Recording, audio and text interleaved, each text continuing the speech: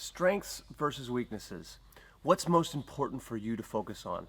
Well, I think it's different for everybody and at different levels. So everybody, I'm sure most coaches would say you always want to be working on your weaknesses. That's absolutely the truth. But you also want to work on your strengths as well. At first, at white belt, at each level, it can be a little bit different. At white belt, everything feels like a weakness because everything's new.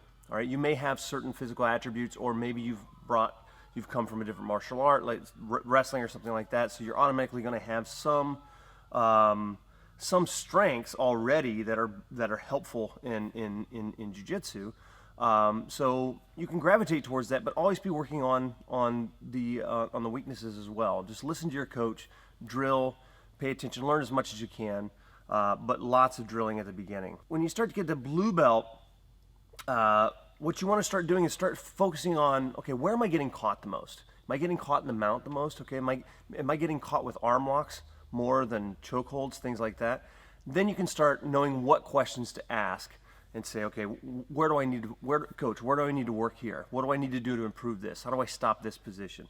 Blue belt is really the time to start exploring the offensive side when you're able to, and really find out where your strengths are and develop them. At purple belt, you really start to, at that point, you kind of know what your body's capable of, and you already have a really good idea of what your strengths are. You've probably got, I would say most purple belts probably have at least one position or move, sweep, submission, something in their game that's probably black belt level. Most purple belts, in my experience watching them, they probably all have that one technique that they could pull off on a black belt. It may not be a submission, but it might be a sweep or an escape even, right? That sometimes that can be a strength. And there's a lot of micro adjustments that happen on your way through purple belt, through brown belt, into black belt.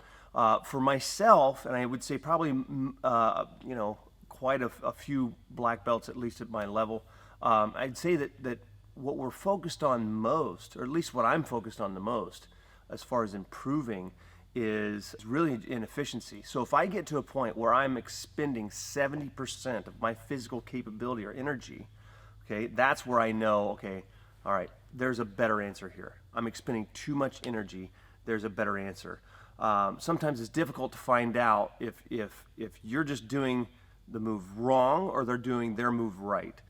But yeah, the 70% rule for me is kind of my indicator on what I need to work on and what I need to focus. It's really more about efficiency at that point. I already know what my game's like. I know what my body's capable of.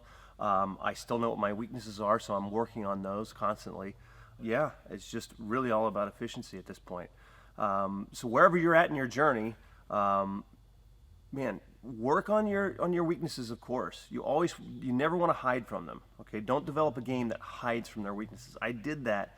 It's not good.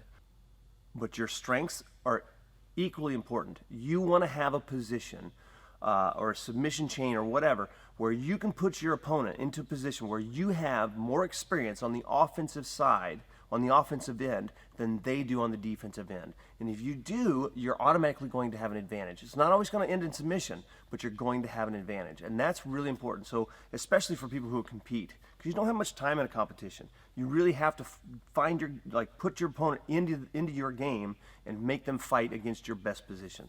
So hope that's helpful. Like, subscribe, all that good stuff. See you soon.